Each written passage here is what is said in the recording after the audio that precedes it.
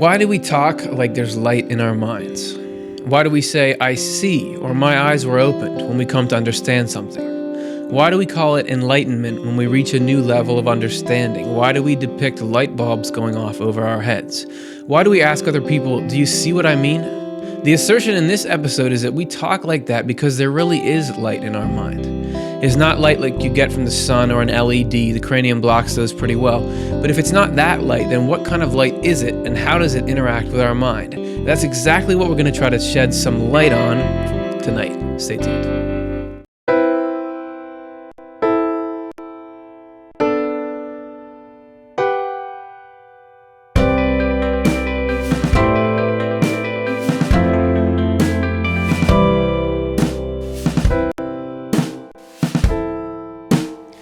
I apologize for that light pun. I played it up a little bit too much, but it was so good. I just felt like I can't squander this potential here. Welcome to Swedenborgian Life. My name is Curtis Childs. I'm the host, and we are looking at light today. And if you go anywhere in Swedenborg, which normally saying that to someone blank face, but if you're watching this show, you probably are interested in that train of thought. If you go anywhere in Swedenborg, he's going to talk about light, and the light is more than just what we see and interact with. So we're going to get to the bottom of it. If you want to offer your own insights or questions to direct the conversation, get them in now. Social media, YouTube primarily, we'll take them and we'll answer them at the end of the show. All right, so light is all over spiritually things. I mean, when we want to make something look spiritual for a graphic or something on this show, we often add shades of light to it. And that signifies that you go into any near-death experience, they're talking about the light. Embraced by the Light is the name of a book by Betty Eadie. What is it with this light? I mean, light is cool, but is it extra cool in the realm of spiritual things? That's what we're going to look at tonight. And we got to start with the basics. So we're just going to very, very small steps. Take a look at, in our first section, what is light?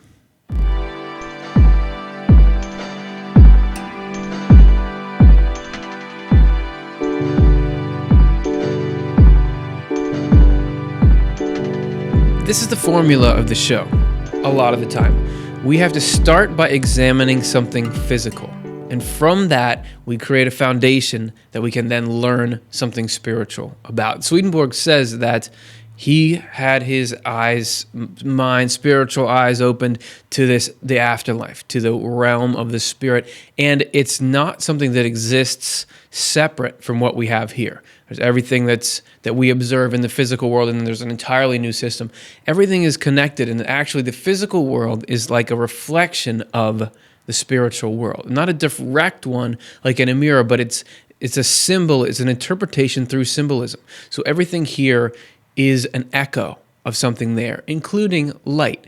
So we are going to look at spiritual light today, but we got to first look at physical light, because to get a sense, spiritual light is something relatively ethereal. If we try to picture it on its own, we'll be missing some of the subtleties because you can't just put it under a microscope, but you can put physical light, well, maybe not under a microscope, but you can study it. And so that's what we're going to do today. So this first section, we're laying the groundwork by looking at physical light. We sort of take it for granted, the modern theory of light, and that we understand it as well as we do. It wasn't always like that. So we're going to start by giving a brief history of this study of light through the ages, because we need to appreciate the phenomenon and how hard it was to get a grasp of it. So here is a little rundown of the ancient history of the study of light. The history of this goes way back to the ancient world, apparently to 750 BC. Assyria, Egypt, Greece, Rome, eventually. The philosophers from that time would work on explaining where this came from, and they had atomic theories, they would call it, okay, or the historians' atomic theory. Everything was made of earth and fire and air, and the philosophers would try to come up with their atom theories and such to explain how that was bending, come up with the explanation. And it's fascinating to think, boy, these are really good explanations they were coming up with, for not having high-tech science to push them forward. The idea of refraction is very important. Amazingly, is a Persian from about year 1000 AD, wrote a book called On Burning Mirrors and Lenses. Ibn Sahl, S-A-H-L, you can look it up. He wrote this book, and I said, yeah, I did another one of these atomic theories. No, the guy had the law of refraction perfectly. all the geometry, maybe even the trigonometry, I'm not sure, behind the whole thing. The lenses started showing up for spectacles. That was a medieval thing. That was like 13th century work. So that was dipping a little bit into the ancient study of light. Now let's take a look at the less ancient study of light. This is what was around just before and as Swedenborg was living and doing his own writing on the nature of light and spiritual light. So here's sort of the bookends around Swedenborg. It wasn't until 1600 that the lens makers, started to figure out making telescopes.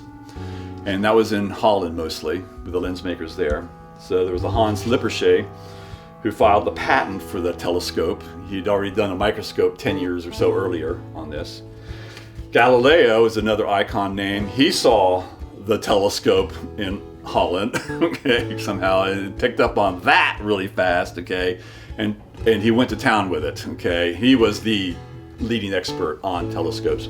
After that, Descartes shows on the picture here, and he wrote a book, a thing called Treatise on Light.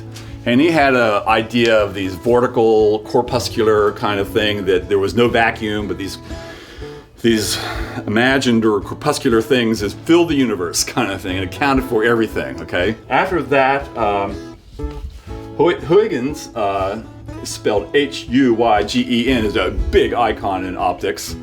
And he came up with the idea of wave theory of light. Here is a wave front. If you had a strobe light, flash, flash, flash, and it'll send a wave, woo, woo, the speed of light, of course, you won't be able to see it, but the speed of light. If you imagine water waves, you could imagine these are like water waves going out. But a strobe light could conceivably pulse these light waves out like this. And so Huygens was able to reconstruct any reflection or refraction phenomena in terms of these waves. And so you can look it up in the book, you can see it. It's a kind of complicated looking diagram. You have to draw a lot of these waves, and all of a sudden, woo, the wavefront comes out of the whole thing. Newton shows up on this scene here. He wrote down some things about planetary motion and the mass and forces and things like this, and that was off the scale revolutionary. That was, intergalactic home run kind of thing. It was really great that he did that. And then he pulled his notes out on light. He loved to play with light, and he wanted to do math. He wanted to be the mathematician with the light kind of a thing. And so he played with it, and he wanted to dabble and explore with it, okay? And then somehow, years later, he felt like I needed to write this down kind of thing. And out from that comes this book called Optics that he wrote. So when the book Optics came out kind of thing, Newton's Optics was a very powerful happening, okay? But frankly, there isn't a whole lot new in the book, kind of thing, okay? But he was a name, he was an icon, and you had to deal with it. For us to look back on that, we really have to be careful not to use 20/20 hindsight as expression to judge what was going on there. It was a free-for-all to explain how light works, and I tell you, you can open up a physics book, the introductory physics books, and you'll see quickly, even though they simplify it, it is a very complex world, the whole thing. So we are wallpapering the insides of our minds right now with the ambiance of the study of light, particularly that last point that Dr. Blair made. Light is complex. Even those really smart people before who were trying hard at it without modern technology, they were doing the best with what they have. But light is a complex thing that is, you can't just intuitively know what it is. It's got all kinds of structure and laws and mechanisms within it. If that's physical light, spiritual light is that to the nth degree. That is not just a thing without any characteristics. So in the study of light and how people came to learn about it, we're just setting up the soil so that our minds can have this more tangible idea of spiritual light and an appreciation for how intense light, physical light, is as an analog to spiritual light. With that in mind, we're just going to do a little more setting up of the mind space. And now we're going to turn to a current understanding of light and how it's changed so we can get a sense of stuff that even Swedenborg didn't have access to in his day. So here's the current understanding of light. Light is electromagnetic radiation. And so we have a spectrum of different colors. We think of light as being colors, but really the electromagnetic spectrum goes beyond what we can see, goes beyond light we can receive in our eye out into the infrared, which we experience as warmth or heat, and into the ultraviolet that we know there's ionizing radiation or that can affect our DNA. You get sunburn if you have UV, if you get irradiated with ultraviolet light, but we can't see it with our eyes, and all the way out to X-rays, and we can do other amazing things with X-rays, like looking at our teeth. When you go to the dentist, each color corresponds to a different energy, a different amount of energy, and so X-rays we think of as being very energetic. And infrared radiation we think of as being less energetic. The foundation, I think, of another important, probably in some ways more important than the realization that light is both a wave and has a particle nature, is quantized, so it comes in discrete amounts, is Maxwell's equations. So in the 1860s, I think in 1865, James Clerk Maxwell, basically he took all of the different theories and equations that people had put together in the years leading up to it. He took all of these theories and he composed them into one unified theory. And really what it describes how electromagnetic radiation reacts with or interacts with matter. He put together this wave, or this high frequency electromagnetic radiation can actually polarize and cause oscillations in the material, in a medium, through electrons moving around an atom. Basically it can accelerate those electrons. And so this back and forth of how the electromagnetic radiation or light interacts with matter is really the fundamental piece that puts it all together, because light on its own really isn't very interesting. What we're interested in from a modern scientific perspective is how it interacts with light, and vice versa, how matter interacts with light, how light interacts with matter, and how we can create new colors, new light from a medium, and also how a particular energy, when it impinges on a substance, how it interacts with that substance, and what the effect is of the light in the matter. And that really was that unification of all of the theories that people had put out there about how matter behaves, or different laws. His theory just took all of those and encapsulated them in one theory, and there are in a set of equations that are self-consistent, and that theory is still the basis of modern understanding of how light and matter interact. It's still valid today. So you may recognize Dr. Odhner from the episode we did, What Light and Heat Can Tell You About God, where we went to his lab, saw all these lasers and things, super cool stuff. So we appreciate him coming back on the show. Keep the stuff that he said in mind as parallels. There's possibly two experiences you could have had watching that. One is you were following what he said. You speak that language, and you were, oh, that's cool. Because if you think about all those characteristics and nuances of light, the waves and that, to think of that kind of those specifics, or specifics like them applying to spiritual light, to me, that's cool. Or if you weren't following it at all, what is he talking about? A little respect for how complex light is, and then spiritual light would be in the same way. Before we move to our next section, a little bit of trivia. We were learning about Newton. If you want to, you can read about a debate between none other than Swedenborg and Newton, which you may say, I'd never heard of that they had a debate. Well, it happened after Newton was dead. Don't go right now because you're watching this show, but check out Swedenborg's book, Last Judgment 291, where he recounts a lengthy conversation that he had with Newton after Newton was already in the spiritual world. Does Newton recant his color theory? Do they become friends? I'm not going to give away. No spoilers, but check it out sometime. Okay. We've set up our physical foundation. Thanks for hanging. Now that we've got it, let's soar off and take a look at the characteristics of spiritual light.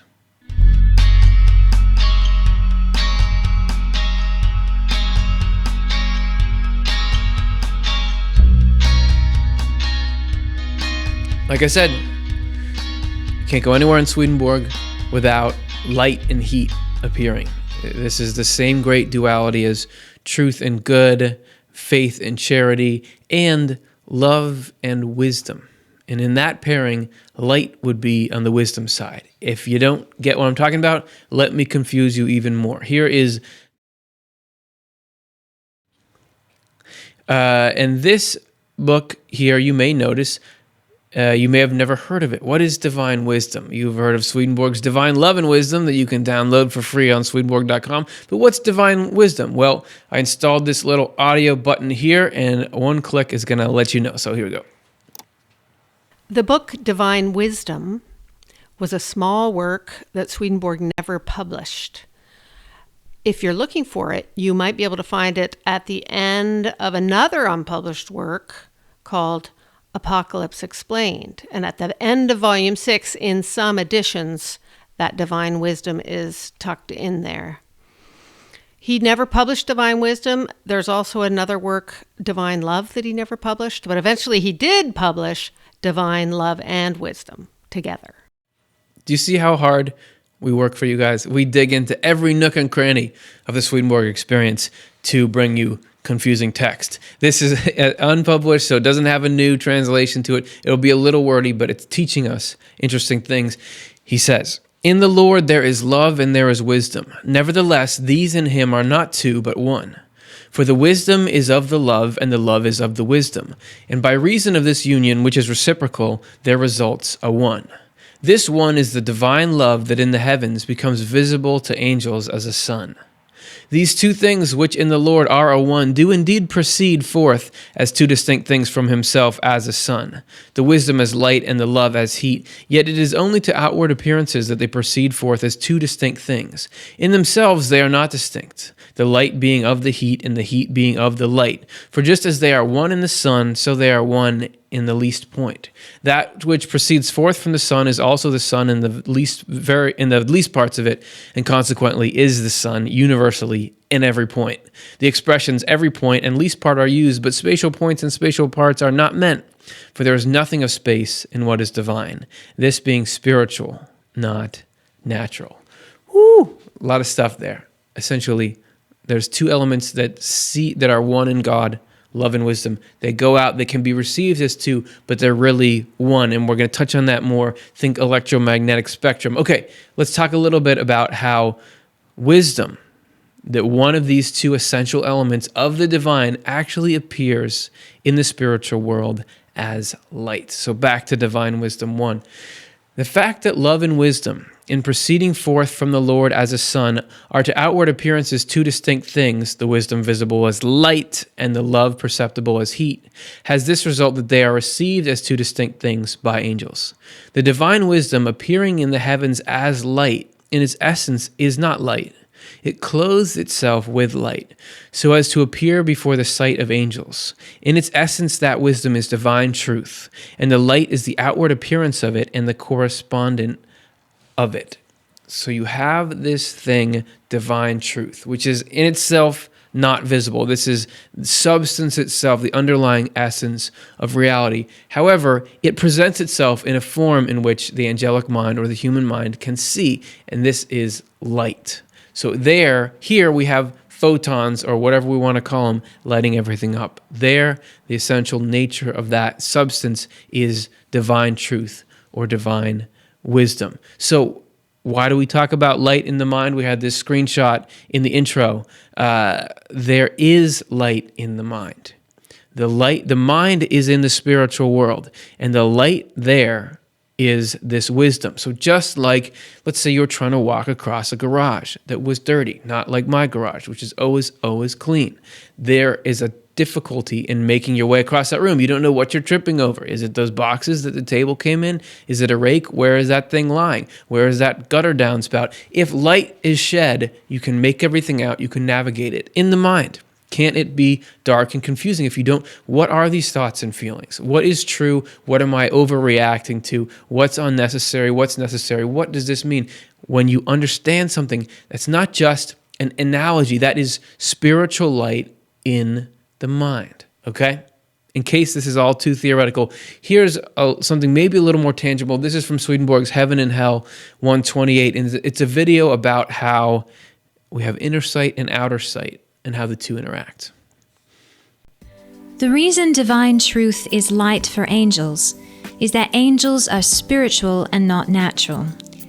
Spiritual people see things from their sun, and natural people see from theirs. Divine truth is what provides angels with discernment, and discernment is their inner sight, which flows into their outer sight and produces it. So whatever is seen in heaven from the Lord as the sun is seen in the light. Since this is the source of light in heaven, it varies depending on the acceptance of divine truth from the Lord, or, which amounts to the same thing, depending on the intelligence and wisdom angels participate in. This means that it is different in the heavenly kingdom than in the spiritual kingdom, and different in each community. It even differs within each community. People in the middle are in more light, and people round about are in less. In short, to the extent to which angels are open to divine truth, that is, participate in intelligence and wisdom from the Lord, they have light. This is why heaven's angels are called angels of light. Light isn't just cosmetic, it determines your geography there. And it's about your opening. That there is the divine truth emanating, but how much you accept it is how much you receive, and it moves around where you are, and you can tell which community you're in based on it. So light is a huge deal, which, as we said, anything that has to do with spiritual experience, whether it be near-death experience, out-of-body experience, the things like Swedenborg described, modern, ancient, it all features light. So light is a pillar of the whole thing, which obviously light is a big deal here. This show is made possible by light, otherwise it would just be a black screen. But it seems that, believe it or not, light takes on an even more essential function spiritually. Let's talk a little bit about the behavior of spiritual light. We're going to return to the text, divine wisdom. And this is just a little account of the way the thing rolls. It is evident in heaven, though not in the world, that light is the outward appearance of wisdom and the correspondent of it, there being no light in heaven other than spiritual light, which is the light of wisdom, illuminating all things that come into existence there from divine love. The wisdom with angels enables them to understand these in their essence, and the light enables them to see it in their form. The light in each heaven, therefore, is equivalent in degree to the wisdom with angels there. In the highest heavens, the light is flame-colored, flashing as if from lustrous gold. This is because they are in wisdom. In the heavens below these, the light is white, shining brightly as if from gleaming silver.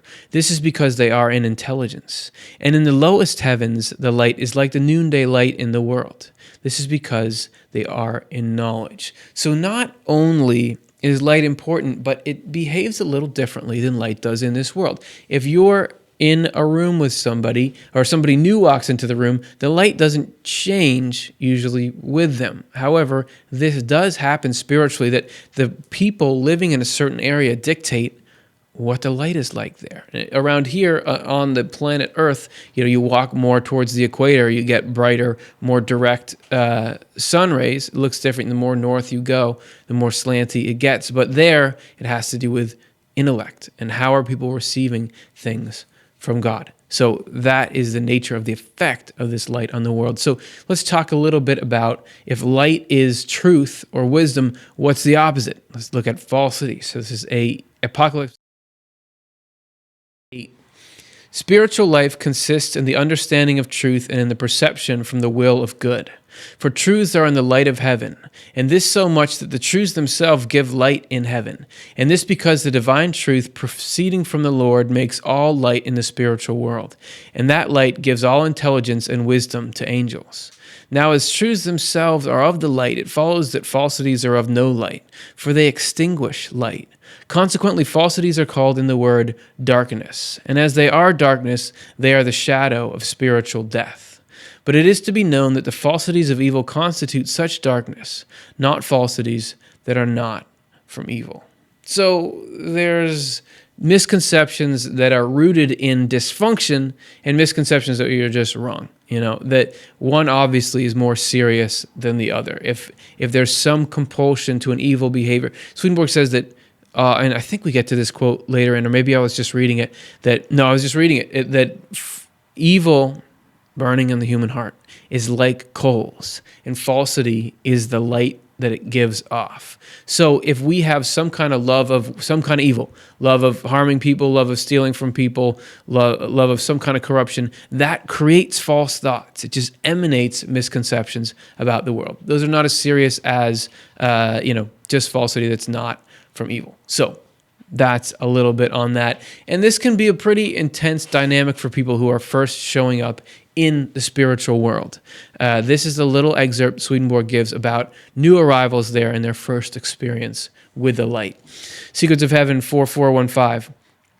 Recently arrived souls, that is, newcomer spirits, or people who arrive in the other life several days after physical death, are astounded to find light there. They bring with them the misconception that light comes only from the sun and its fiery matter. Still less do they realize that there is such a thing as light to illuminate the intellect, since they were not aware of it during bodily life. See, I told you, man, light in the intellect. Still less, again, do they realize that this light enables us to think and generates any activity in our intellect by flowing into images acquired from worldly light.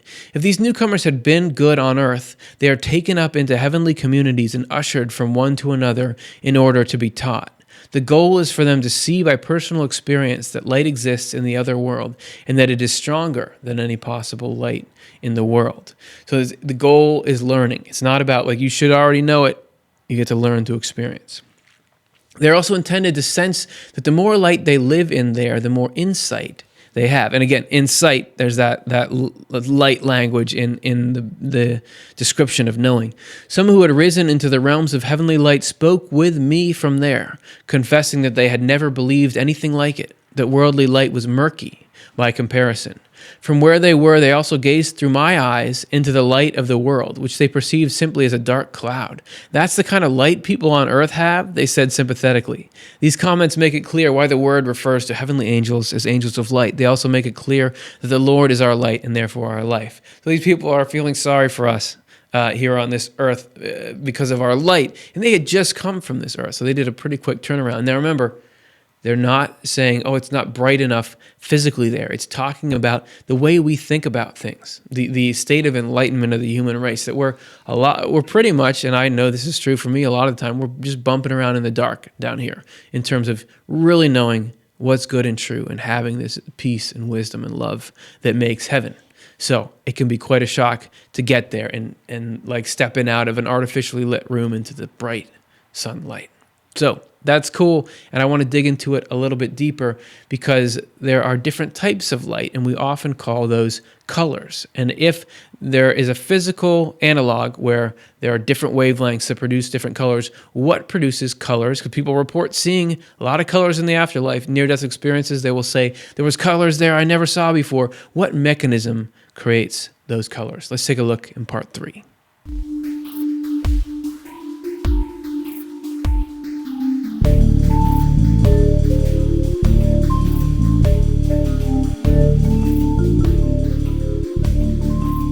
So, we're going to begin this segment on colors, and that might have seemed like a creepy intro.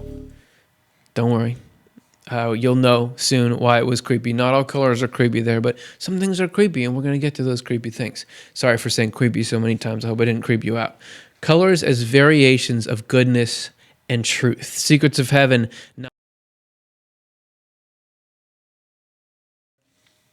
The colors that appear in the heavens are inexpressibly beautiful because they are modifications of heavenly light, and heavenly light is divine truth radiating from the Lord. Naturally, then, these colors are produced by variations in goodness and truth. So they are modifications of light coming from the Lord by way of angels. The light emanating from the Lord looks like a flame in the deepest heaven. So the colors it produces glow red and flash. The same light looks like white light in the middle heaven, though, so the colors it produces glow white, and depend on how much goodness they have in them, they sparkle. That is why there are two fundamental colors to which all others relate, red and white. Red serves to represent goodness, and white to represent truth. So it's an interesting statement, because you probably took some kind of art classes, and when they talk about the primary colors, they don't talk about red and white. They talk about some other colors, whatever they are. How would I know? So Swedenborg's saying red and white are the basis for everything.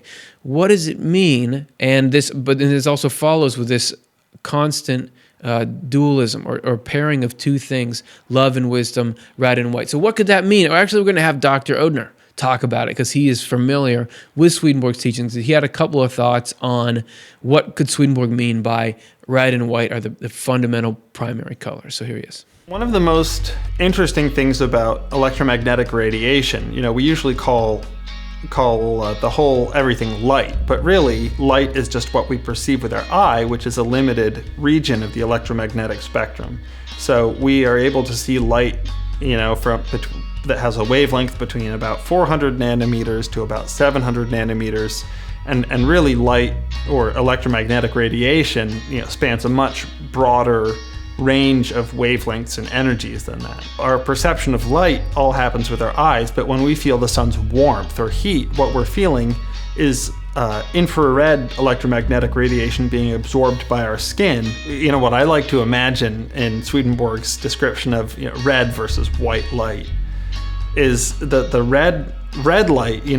Swedenborg talks a lot about how good or love corresponds to warmth. And red electromagnetic radiation, infrared, what we can't see with our eyes in this world, is what we perceive as that warmth. And Swedenborg talks about white light being truth. And truth is light, it's electromagnetic radiation we can perceive with our eyes. And Swedenborg talks a lot about our particular senses in regard to what they mean in terms of our reception of the Lord's inflowing. I like it, and I think it takes, because we have this modern understanding of things, Swedenborg couldn't comment directly on the different kinds of electromagnetic stuff, so we look at what might go with what. So I want to say that. I also want to say sorry if I had a couple of audio cutouts there. I was just nervous, so I cut out for a few seconds. I do apologize. Variations of light are based in communities. Each community has its own light. We talked about the ability of the mind to shape the surroundings in the spiritual world, and Swedenborg elaborates it here in Secrets of Heaven 4414. There are as many different kinds of light in heaven as there are angelic communities composing heaven, and in fact, there are angels in each community. The reason is that heaven is organized according to differences in goodness and truth. Yeah, it's okay to have differences in goodness and truth there. And therefore, according to states of understanding and wisdom. And so according to the acceptance of light from the Lord. As a result, the light is never exactly the same in any two places in all of heaven. Rather, it differs in its blend of fiery red and bright white and its strength. Understanding and wisdom is nothing but an extraordinary modification of the heavenly light from the Lord. So you might think that heaven is all the same. You all come to realize the truth, and then you're all the same. But Swedenborg is saying nothing is the same in heaven. Nobody understands, even though there is this common truth, nobody understands it in the same way, in just the same way. And far from that being in imperfection, that is essential to the nature of heaven, that is cool, that nobody can grasp it quite in the way you can. Every individual person experiences love in a way that nobody else quite does and understands truth in a way that nobody else quite does. And because of that, you can do something to help the rest of us that no one else can do. So you're cool. Thanks for being you. That's the message. Speaking of being who we are changes the light in the spiritual world, as I said. And the light can be an image or a projection of your character there. So you might want to think about your character. Do I want light from the light of who I am radiating out? Secrets of Heaven 4416 describes this. There's a video we're being read here. There's Swedenborg being read in the background, a quote from Secrets of Heaven. And this is the description of that phenomenon and how it plays out in the different levels that he visited. The character of spirits in the next life is apparent from the light in which they dwell, for, as has been stated, the light by which they see corresponds to the light by which they perceive. People who have been acquainted with truths and have also substantiated them, and yet have led a life of evil, are seen to dwell in light which is white as snow, yet cold like the light of winter. But when such people approach those who dwell in the light of heaven, their own light becomes thoroughly darkened and turns into pitch darkness. And when they withdraw from the light of heaven, an inferior yellow light, like that from sulfur, takes its place, in which they themselves look like ghosts, and their truths like ethereal shapes. For their truths have accompanied a false faith, the nature of this faith being such that they believed truths, but only because they thereby earned position, gain, and reputation. It made no difference to them what the truth may have been. All that mattered was the acceptance of it. Those, however, who are under the influence of evil and consequently of falsities are seen dwelling in an inferior light like that of a charcoal fire. This becomes a thoroughly murky light when it comes near the light of heaven. But the light by which those people see varies according to the falsity and evil which govern them. From this, one could see also why people who lead a life of evil cannot possibly have faith in divine truths that spring from sincerity of heart, for they are dwelling in that smoke-filled light, which, when heavenly light falls upon it, becomes dark to them, as a result of which they see neither with their eyes nor with their mind. At the same time, they suffer intense pains, and some sink into a kind of unconsciousness. Consequently, the evil cannot possibly accept truth. Only the good can. Someone who is leading a life of evil is incapable of believing that he dwells in an inferior light, because he is not able to see the light in which his spirit dwells, only the light in which the sight of his eye, and consequently his natural mind, dwells. But if he could see the light of his spirit, and could find out what it would then become if the light of truth and good from heaven were to flow into it, he would know full well how far away he was from receiving the things of light, that is, matters of faith, and how much farther away he was from assimilating the things of charity, and so how distant he was from heaven. No, a little bit gloomy, but I want to say there's three positive takeaways from this, if you look at it in its larger context. First of all, the division of heaven and hell, that there is a heaven and there is a hell, as Swedenborg describes it, separate from each other, that is as much for the happiness of the people in hell as it is in heaven. You saw here, if you have your mind in a perverse, spiteful light that's full of negativity towards other people, when the light of wisdom shines in, you're miserable, because it completely contradicts your view of the world, which is that everybody else exists to serve me. No one is actually valuable other than me. I'm right about everything. When you see the truth, it makes you miserable.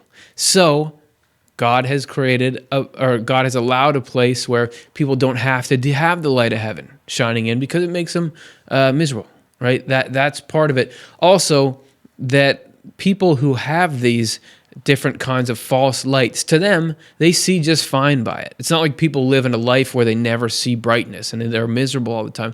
Swedenborg compares them to birds, owls, like night birds of prey that actually can see just fine in the dark. And this is something God is giving everyone, because he wants you to be as happy as you possibly can. Even though you're living in this dark, yellow, tingy sort of light, we're going to make that seem like day to you so that you can be happy, be as happy as possible. And finally, when it just is thinking of it as light, you can kind of think, well, shouldn't everyone have bright light? But when you think about it as a way of seeing the world, can't you just have such a terrible way of seeing the world? Just think about whoever it is that you think sees the world in the worst way. Think about that as a mindset. What kind of light is that? Somebody who's full of hatred or racism or something like that. That's a tough light to live in, and spiritually that creates the conditions that you're in. So those are my thoughts on it. Maybe you're still bummed out from it. Sorry. I thought it was cool looking. Part 4, we're going to talk about how we're both here and there at the same time.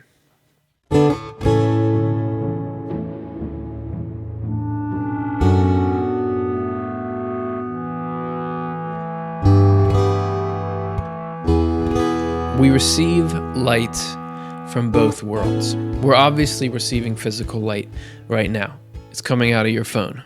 But we also, in the mind, it's not something that only happens after death. Swedenborg, in that last quote that was in the video, said if people could see the condition of their spirit right now, they would know what kind of light they were living in. And that was his experiences. He got to see people living in this world and then get to see what their spirits were doing. And his whole life mission became, we got to tell people how things work so I can show them, look, this is what's going on for you spiritually. And when the body dies, this is what the reality is going to be for you. So he was constantly like taking his books, what he'd written, sending them to universities, trying to get anybody to listen. But it's hard, man. You know, it's hard to get people to listen to Swedenborg. So let's talk for a little bit about how it's not just something that is off in the future. It's happening right now for us. Back to divine wisdom, our go-to number. The light in the higher heavens is brilliant. Exactly like a star glittering and shining brightly in itself by night. And there is a light continuously because the sun there doesn't set. It is this same light that enlightens the understanding of those men in the world who are in the love of being wise, but is not seen by them because they are natural, not spiritual. So it's affecting us, but we're not seeing it. It is possible to see it, for it has been seen by me, but only with the eyes of my spirit. Moreover, it has been granted me to perceive that when I was in the light of the highest heaven, I was in wisdom. When in the light of the second heaven, I was intelligence. And when I was in the light of the lowest heaven, I was in knowledge. Whereas when I was in natural light, I was in ignorance of spiritual things. Doesn't it seem like the internal weather can change? Isn't it that you can be in the same physical location, you might even be physically brighter this day, but you just don't feel sharp. You just don't, your perspective on life is all off. It's just not there. It's because the weather in the mind, your spirit is in different kinds of light, or so says Swedenborg. A little more on how this works. Secrets of Heaven 8694. The nature of revelation in people with goodness, and therefore with a desire for truth, cannot be described. So we're talking about the nature of revelation or of learned higher truths. Such revelation is not plain and clear, but it is not entirely obscure either. It is a kind of approval from within that assents to the truth of a thing, and disapproval if the thing is not true. When there is approval, the mind rests serene, and such a state holds the acknowledgement that constitutes faith. What causes the situation to be such is the influence heaven exerts from the Lord. After all, from the Lord through heaven comes the light that floods and illuminates the intellect, or the inner eye. What becomes visible in that light is all true. The light itself is divine truth radiating from the Lord, and this is the light that shines in heaven, as has been shown many times before. And maybe that doesn't hit you very hard, but I think that it is a great description of the experience of learned higher truths, that it's not like unless you've had some kind of overt spiritual experience, it's not like they're obviously true like a stone in front of you that you can see every detail of, but there is this inner, you read something, you learn something, you hear something, that's true. Like I can feel that, and there's this inner sort of gladness. I'm maybe not articulating it very well, but I feel like he really hits on what it feels like there. So kudos to Swedenborg. You're doing all right for yourself. Let's talk about sunrise. The sunrise is a light phenomenon. Every light phenomenon has an analog that goes on in the mind. When we come to understand something, or if there's something that's been bothering us, dragging us down, we finally gain perspective on it, or learn something that is really useful, or gain a deeper insight about life that changes us, that's the sun rising in the mind. So we're going to look at some actual footages of sunrises happening on Earth, above cities, which are also a symbol of the mind, and look at it with your correspondences hat on, meaning this is a physical image of the spiritual phenomenon of us realizing something. So take a look at this, just let your mind go, just be open to the idea that this is a living picture of the mind understanding something, and see if you get any further insights. So just a few seconds, 40 seconds, relax for that time, meditate. Here we go.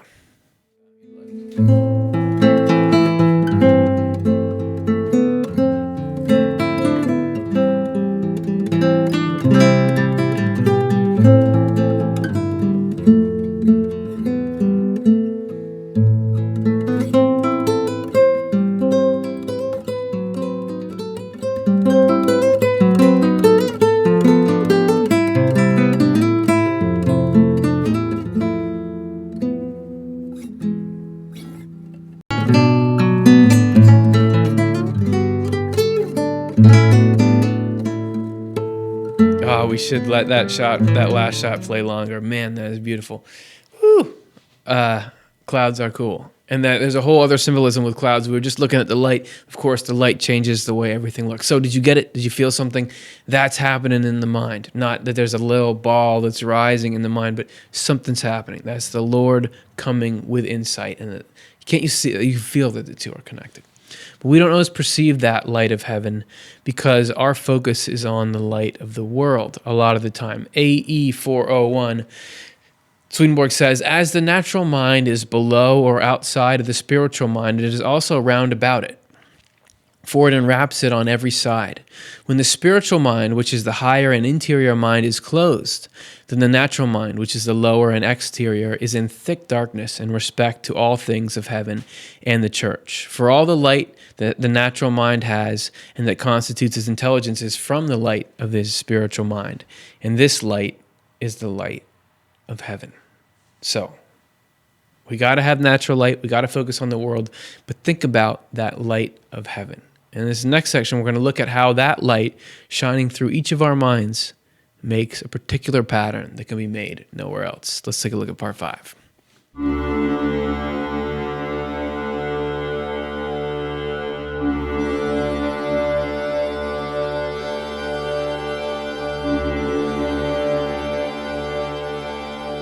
You can just see right at the end now, it wasn't there at all. Can you tell? I love that super serious music. So this little frog was not actually sitting on top of that thing. There's a frog inside, and mirrors are reflecting light so that it looks like it's on the top, just showing you that light and objects have this intense interaction. This whole section is about the interaction of light and objects. If light is the divine truth or divine wisdom proceeding out, we're the objects. How we interact makes a difference. We are like a prism that refracts light in different ways. How did I think of that metaphor? Divine Providence 3:30. A person is like an object which variegates rays of light in it. If it produces only unpleasant colors, the light is not to blame. Rays of light can also be variegated into pleasing colors. And that's part of a larger treatise where he is saying God is not the author of falsity or of evil, that God is putting light out, we interact with the light, and that's how it gets changed into either something that's cool still in our own human way or something that's not good. And this is exactly how physical light works. And I'm not going to try to educate you on physical light. I'm going to turn it over to Dr. Odhner again as he talks a little bit about, on a physical level, how does light interact with objects, and be thinking, how is that going to apply to the spiritual light?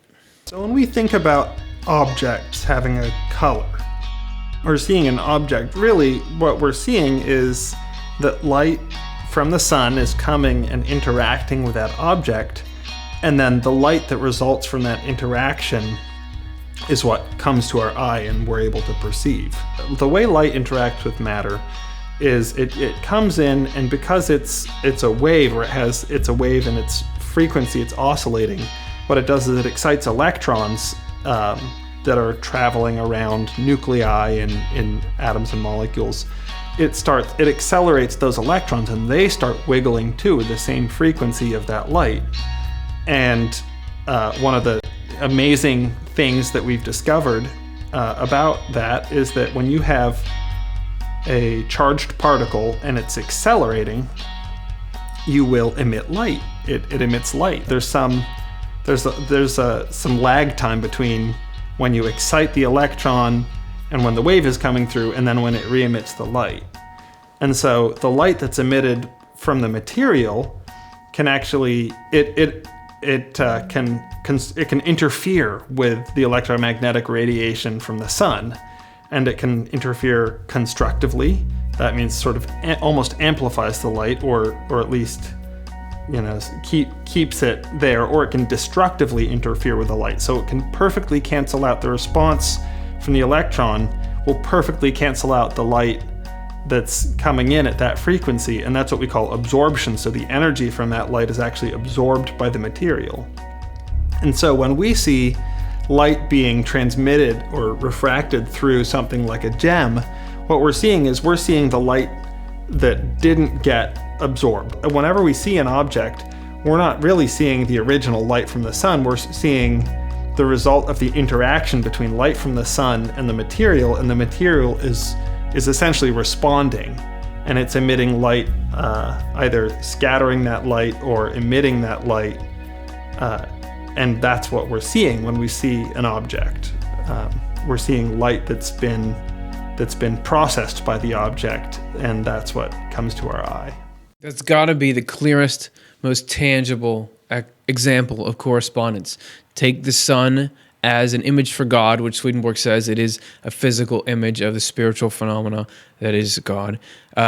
When we're looking at objects illuminated by the sun, we're not seeing the original light from the sun. We're seeing it manipulated by the object. So if you think about when he was talking about how, based on how the object is shaped, it can cause light rays to either cancel each other out or amplify each other. If you want a picture of this, we took a monochromatic laser, which is just all the same wavelength, the same color, in this case red. If you just shine a laser pointer at a wall, it's just a dot. But you can see here, we've shown it through a prism.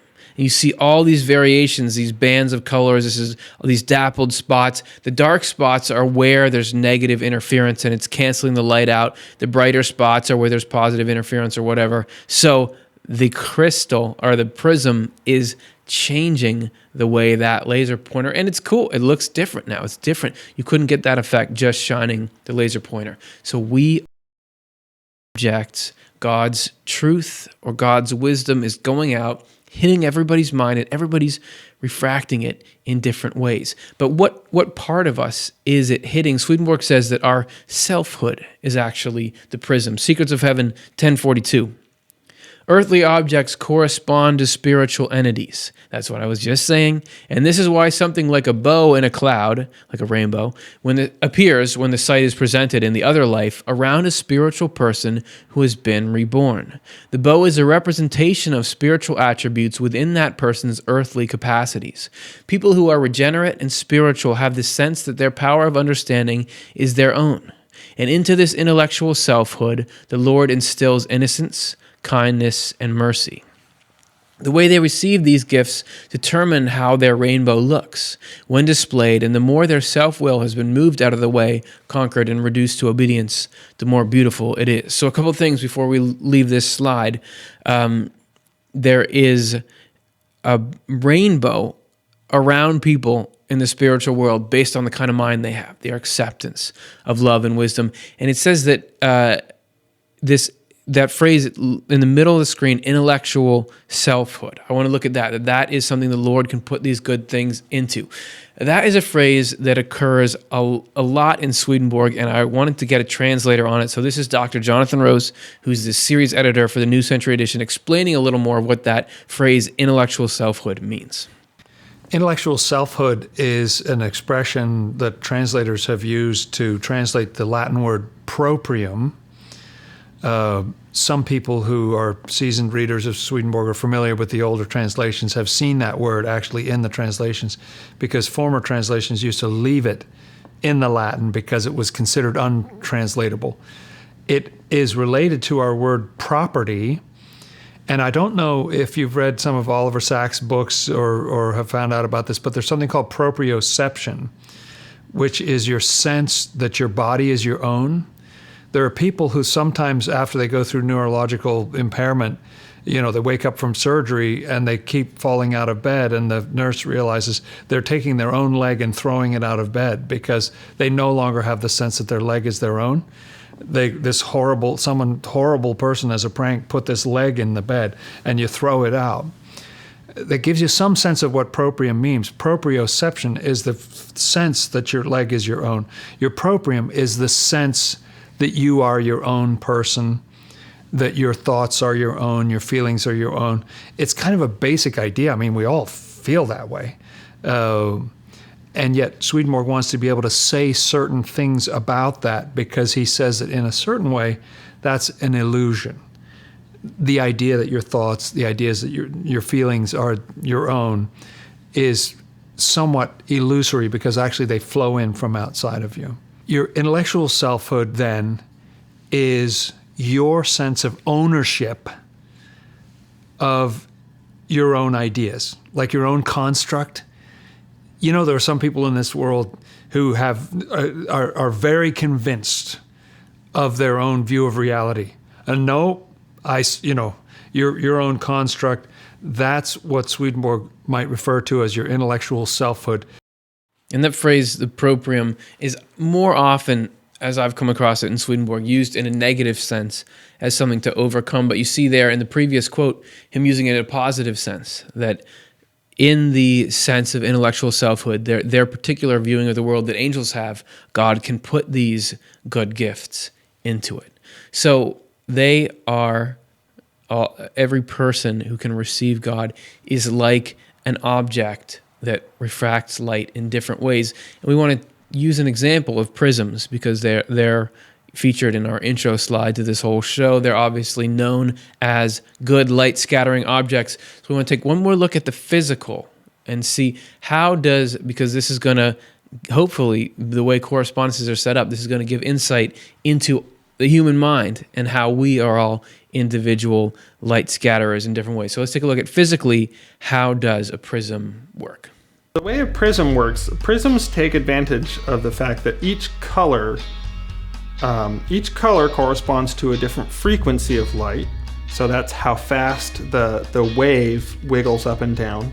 And also it corresponds to a wavelength of light. When you enter the material, there's interference between the emission from the different parts of the material, and the direction that they all constructively interfere in is the direction that the light appears to go. Each color, the more it interacts, the more it will bend, and if it interacts less, it will bend less, and so the light appears to spread out. And what it tells you is how strongly the material interacts with those wavelengths. If you have a triangular prism and you hit the prism at an angle, the angle at which you hit it defines which way the interfering light is going to go after it's been bent. And then when it comes out, it bends again. And so you get it coming in. If you have a prism, it comes in, and then it spreads out after it exits the prism. Yeah, and so materials that appear transparent to us are materials where none of the light is being absorbed in the material. So none of the electrons that you excite are making new waves that destroy or destructively interfere with the light that excited them in the first place. So that's how a prism works. We can be like a prism, scattering the light in different ways. But what dictates the kind of prism that we are? And you can see that clear objects do a lot of cool things with light. Objects that are opaque don't really do that much. So how do we get ourselves to be an interesting, clear object? What dictates the kind of prism that we are? Swedenborg says it's regeneration, the spiritual growth, it would probably be called now.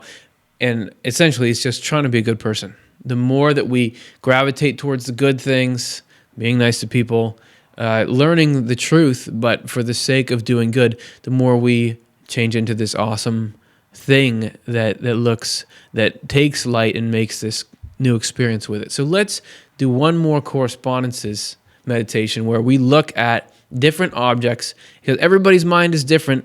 Swedenborg was saying every community, every individual has a different kind of light. It's all accepting God's divine truth, but it's showing it all in different ways. So let's look at how different objects receive, absorb, affect light, and think about how we can all get to be the coolest object for that we can. So here you go. Take a look. Let it open up the mind.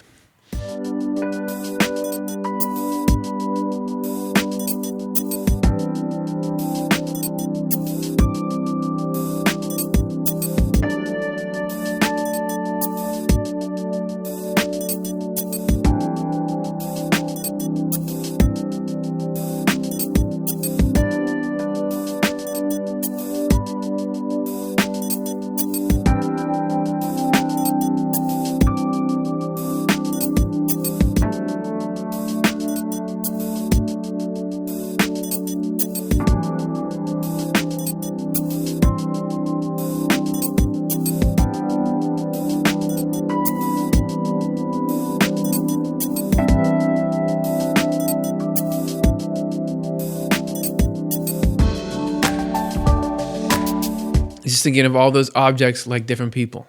It's just light shining into all of them, but it all looks different, and we all want to be this cool like sea of crystals reflecting the light in ways that are going to help our fellow human beings. So what gets in our way of doing that? True Christianity 404.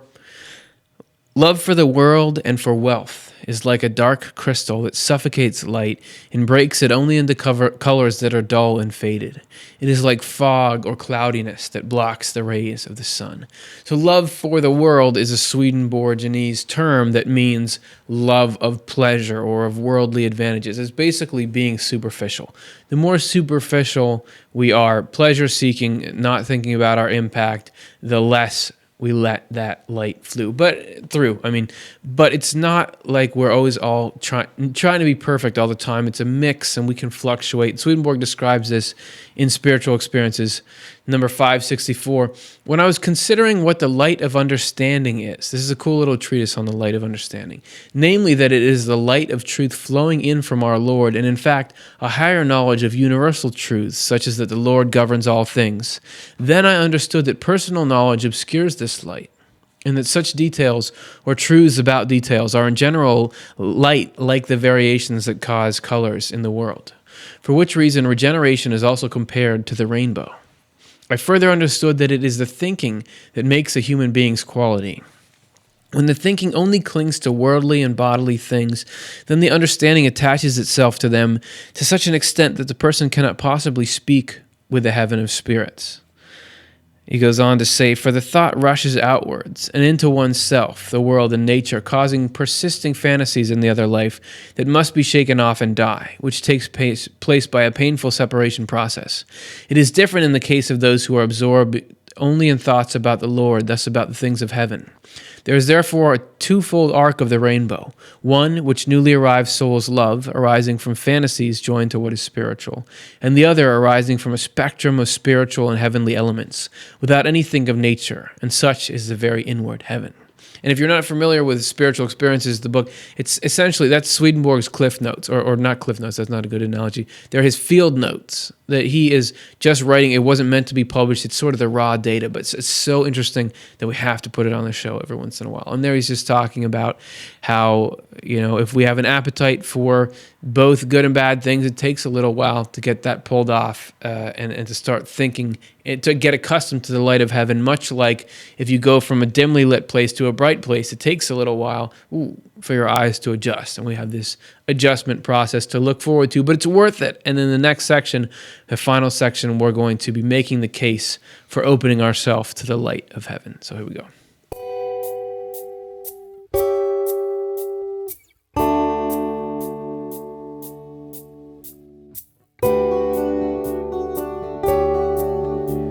Spiritually, divine light is everywhere. It's an unlimited resource. It's always coming down. A neighbor of mine, who's very lucky, just got solar panels on their roof. And what they were doing physically is saving the planet, but also they were physically taking a resource that I can't capture with my regular roof right now, and they were making it so that they can now take that, convert it to electricity. And that is like the process of regeneration in the mind, because we can suddenly take this divine truth, which is all around us, and use it for good things. So how do we do that? It might be as simple as throwing a few prayers in there. Yes, he does mention prayer. Apocalypse Revealed 9:5-6. He's talking about something. Apocalypse Revealed is one of his books on the nature of the book of Revelation. He says, and let him who hears say, come, and let him who thirsts come. Whoever desires, let him take of the water of life freely. This symbolically means that anyone who has any knowledge of the Lord's coming and of the new heaven and the new church, thus of the Lord's kingdom, let him pray for the Lord's coming. And anyone who desires truths, let him pray for the Lord to come with, here it is, light. And anyone who loves truths will then receive them from the Lord apart from any endeavors of his own. And you might say, well, but I don't really want to pray. That's not something that I do. Well, would you do it if you knew the cool kids were doing it? I don't know if they do it or not, but I do know that spirits in the next life even do pray for light. And this is a description Swedenborg wrote down of that very thing happening at a council that he saw. It was a council that had been called by the Lord. I heard a voice from heaven that said, "Discuss." The participants said, "About what?" "About the Lord the Savior and about the Holy Spirit," the voice said. When they began thinking about these topics, they had no enlightenment, so they prayed. Then a light flowed down from heaven that first lit up the backs of their heads, then their temples, and finally their faces. Then they began. So backs of head to temple to face, and that all has meaning as well. Everything corresponds to something. So that's from Swedenborg's True Christianity 188. If you want to look it up and read, that it goes on to talk about what they said, but we're just looking at the light part of it now. Essentially, the light is enlightenment. It is learning new things, but it's not just like, please God, make it so that now I have the light of heaven. You have to do the work of repentance. Swedenborg talks about it in Apocalypse Explained 9:9-7. From the Lord is a sun, both heat and light proceed, but the heat is divine good and the light is divine truth. The light, which is divine truth, flows into and enters into every angel of heaven and also into every person in the world and gives internal sight, which is the sight of the understanding. Every person has a faculty for receiving that light. That is, for understanding the divine truth. And that faculty is opened as a person grows up and cultivates and forms a rational mind according to order, by the knowledges of good and truth. But the heat, which is divine good, does not flow into an angel or a person in the way that the light, which is divine truth, does, for the reason that people are born into evils of every kind, and evils obstruct. Consequently, evils must first be removed before the heat, which is divine good, can flow in. And evils are removed by looking upon them as sins against God, shunning them, by praying to the Lord for help. And so far as people thus receive divine good, so far they can come to the light of understanding divine truth. For the way of divine truth into people who are reformed is through the good of the will, and of the life therefrom with them. But evils that belong to the will, and the consequent falsities that belong to the thought, obstruct and extinguish the light.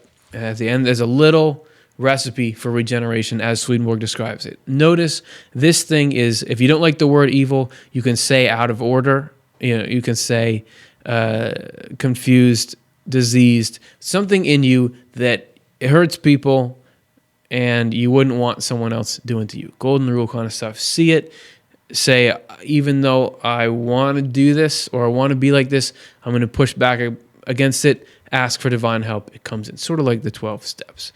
So that is the way to let the light in. And now we want to go from theory to experience. This is a story of somebody who was dealing with a very, what you could call, dark time. And they used sort of this principle of inflowing and of truth to take what was a negative time and let it turn into a positive time. So here's Bronwyn telling her story.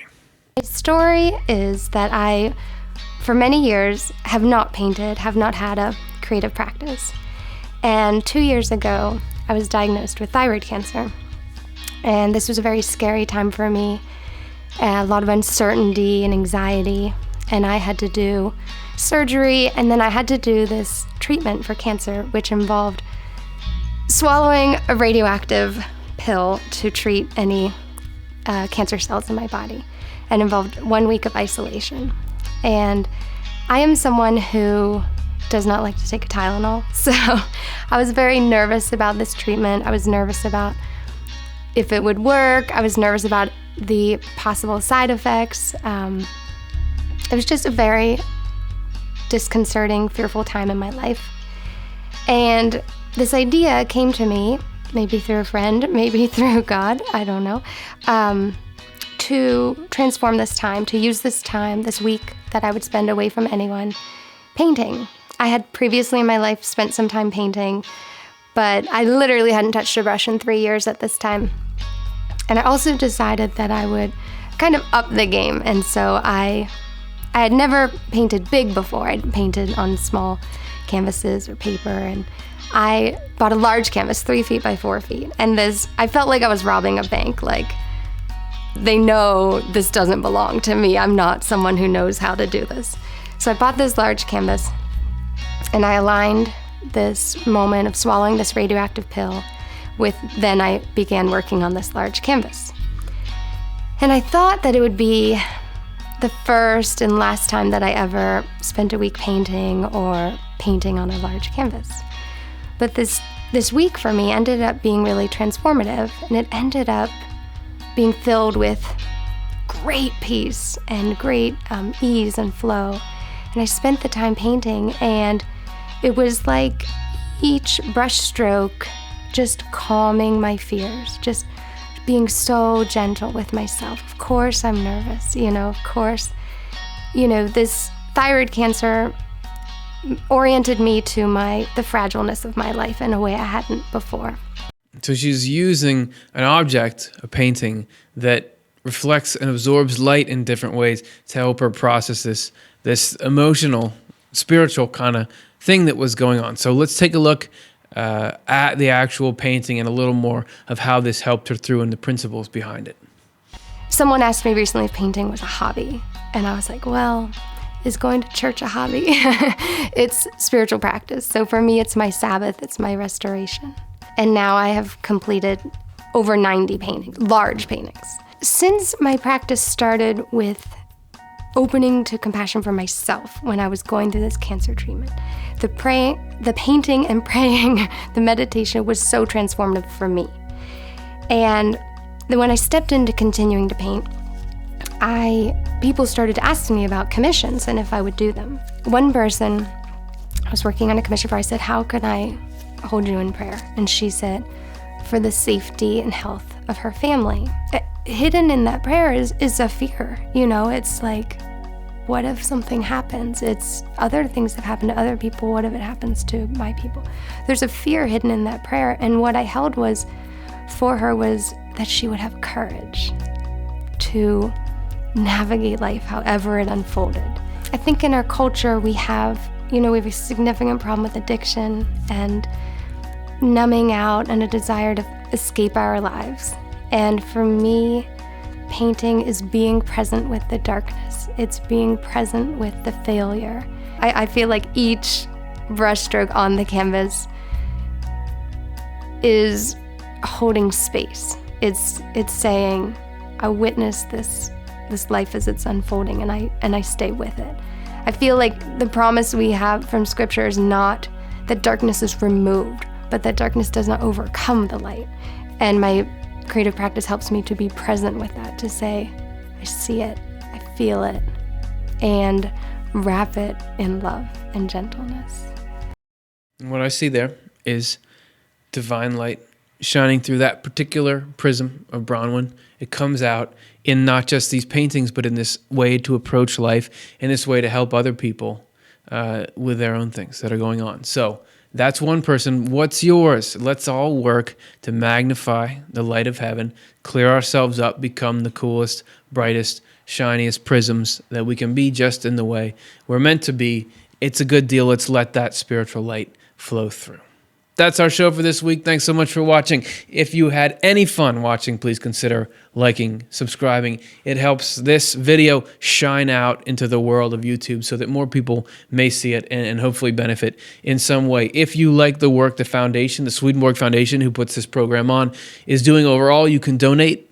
It's a nonprofit organization that you can make your donation to. That's going to be great, and it will help us just make the content and hopefully affect people in a positive way. All right, so I said we're going to take questions, and we're going to do it right on the other side of this 10-second break, so get them in now. It's your last chance. Let's do it. Okay.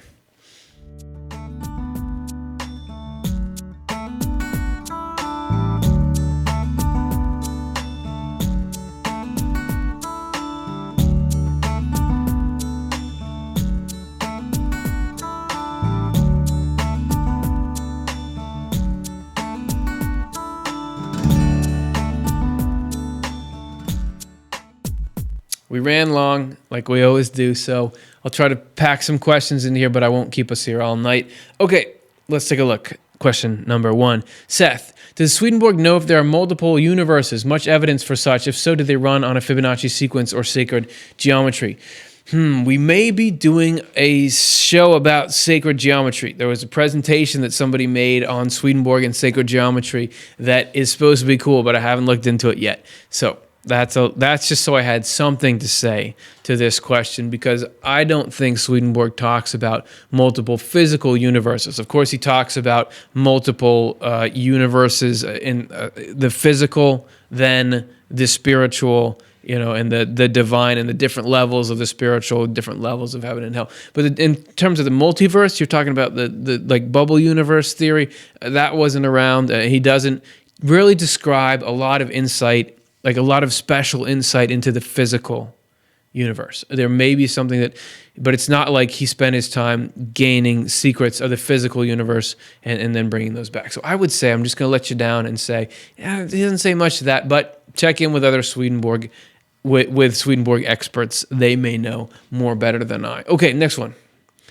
Gift 12. Is the light sometimes bad, like familiar spirits tricking us? And does Swedenborg say anything about trying to ignore abilities to talk to spirits? Does it make you sick and lost in life? Well, I guess anything could be bad, because there's nothing in the world that you can say, in the physical world, that you can say is always good.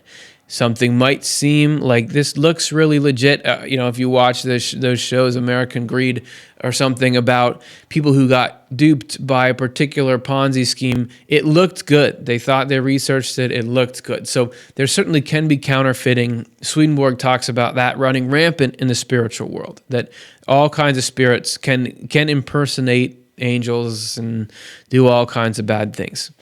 That's not that you'll find some people who are in an extreme view that any spiritual anything is it's all demons impersonating. That's not true. I think there are a lot of genuine experiences. I can't say that you can be sure that something light is good. I would say though, what does it do? If it's something that just brings positive stuff into your life, isn't demanding, isn't scary, it doesn't cause harm, it sounds like heaven. Of course, I can't know for sure. Does Swedenborg say anything about trying to ignore abilities to talk to spirits? No. He indulged his, but he felt like he was very prepared for it. He does say that some people he talks a little bit about other people who see spirits, and that it doesn't cause too much harm if they don't get too deeply into it. However, there's plenty of people who go very deeply into it, as Swedenborg did, and have a very good life. And he obviously thought this was part of his mission to explore that world. In the end, I don't know. I'm not a doctor of spiritual abilities. I don't know if holding that in will give you negative physiological effects. I think if you're going to do anything like that, everyone I've met who's into it says you gotta try to get divine help. Meaning, if you're unsure about how to proceed with a particular thing, you say, God, what should I do? And it's not like you're going to answer right then, but if you're going in that direction and setting the intention, I'm trying to do good, that makes you less vulnerable. So those are my guesses. This is not medical advice. Ask other people, talk to people who have spiritual experiences, and they may have a different perspective. So I'd call that 0 for 2, these first two questions. Okay, let's take a look at another one. This is a great game. Lisa, does Swedenborg address the atonement? And if I'm correct in my interpretation of the atonement, that would be Jesus Christ is atoning for the sins of the world, that God is angry at the human race, and because he sees Jesus suffering, he says, yeah, okay, I forgive you all. Swedenborg has a very different take on the meaning of the crucifixion and the nature of the Trinity. He says that the Trinity, the Father, Son, Holy Spirit, that's one God, and the Trinity is just like in us, that we have a body, spirit, and the effect of our lives. The Holy Spirit is like the effect of God's life. The Father is the internal divine. The Son, Jesus, is the external manifestation that you can see. Much like in this episode, you had divine truth that was this unseeable, unknowable thing, but it manifests in the spiritual world as light. This is a visible form for it. So that said, Jesus dying on the cross, that is not about appeasing God. That was about taking on all of hell. Because he was in a human form, hell thought he had weakness. It all attacked him, and we did a show called The Spiritual Battles of Jesus Christ. Instead of me trying to explain the whole thing, watch that episode if you haven't already, or maybe I'm missing the question and you're wondering about something else. So there's something, hopefully a lead for you. Thank you very much for that. Okay, next one. Drive-by poet. What does Swedenborg say about being good but not believing in God? Because I like Buddhism, but the Buddha didn't talk about God. Yeah, great question. Swedenborg seems to say that it's very important to believe in God. But what does that phrase exactly mean? If that God is divine love and divine wisdom. So if you're acting in love on a certain level, you are attached to God. I wouldn't go as far as saying Swedenborg says, it's fine, you don't need to have any concept of God, just be a good person. Because he seems to say that you've got to have some acknowledgement of a higher power. It doesn't have to be absolutely the accurate depiction of it, but you got to have something outside yourself that is sentient. I could see it. It may be that he doesn't describe all the details. It certainly seems to me like somebody who is unsure about if there's God or not, but yet lives with love to the neighbor. That is God. So that's coming out of God. This person's accepting it, that the education could follow in the next life. Buddhism, there's a lot of awesome things to take from it. Check out, there's a book called by D.T. Suzuki called Swedenborg, Buddha of the North, where he talks about how Swedenborgianism and Buddhism are similar in a lot of ways. I would check that out for more. So I would say if there's something you like in Buddhism, go for it. If it's helping you regenerate, become a better person. Okay, let's do a few more here. Cassie, I know that Swedenborg spoke of there being universes outside of our own, but did he ever mention anything about the possibility of parallel or multiples of our own? So I would believe you're referencing, there's some people who think there are multiple universes where all possibilities exist. As in, right now, I'm thinking about raising my right hand. In this universe, I did raise it. There's another universe where everything is exactly the same except I didn't. There's a third universe where I knock over the microphone and run out of this room. That and on forever. Swedenborg never mentions that. He says that there's only one of each of us. I mean, there's no two people that can be the same, because to have multiple universes where there's multiple me's doing things seems to imply that there's multiple Curtises, but that's a scary thought. Swedenborg says that the angels shudder at the idea of there being any two people who are exactly the same. So it does seem like there's one place here. That's as far as I'm going to go with that. He doesn't address it a ton, but you can kind of extrapolate that he doesn't seem to support that. And he saw so much of what was going on, but didn't seem to say that, there is, in a way, because he talks about in the world of spirits, there being he talks about there being an analog to London. We said in our episode 8 Strange Places in the Afterlife that there's London, the city of London here. There's another London in that world, but it's different people there. It's not like the same people are living in both. So yes and no and sort of and okay. All right, let's do a few more of these. That's what I always say. Let's just do a few more, but they're fun, so I don't want to stop. Carolyn, I wonder why the devil is depicted in red. Also in heaven are love and light, the same, since God is love. So to answer the second part, first, Swedenborg does say that in God, love and wisdom are united. And I like Johannen's analogy earlier in the episode of the electromagnetic spectrum. And what we feel as heat is actually just light at a different frequency. So I would imagine, yes, and also that, when you're in the sunlight, you're feeling the heat as well as the visual component. Swedenborg says that love and light are one in God. So it's the same thing. Why the devil is depicted in red, everything has a good and a bad correspondence. Swedenborg says that, so red can be the good of love. It can also be the evil of harmful love. That everything, water has a correspondence of both truth. We need water, we drink it and it hydrates us. It keeps us alive, but also, water can be very damaging in a flood or in a drowning scenario. So there's both. So I would say the devil is as we did an episode called "Is the Devil Real?" or we talked about Swedenborg's take on that phenomenon. Essentially, the devil is love only for yourself, excluding the harm you do to others, and a desire to control everyone, and that burns with the negative red. Okay, we're going to do two more. Let's take a look. Can you die after death?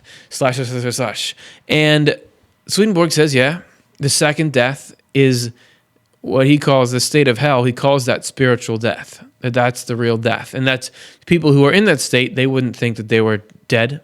They would think that, hey, I'm living life, like this is really fun.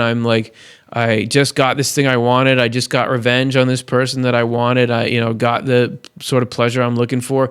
Yesterday was really bad, but today's better. I'm alive.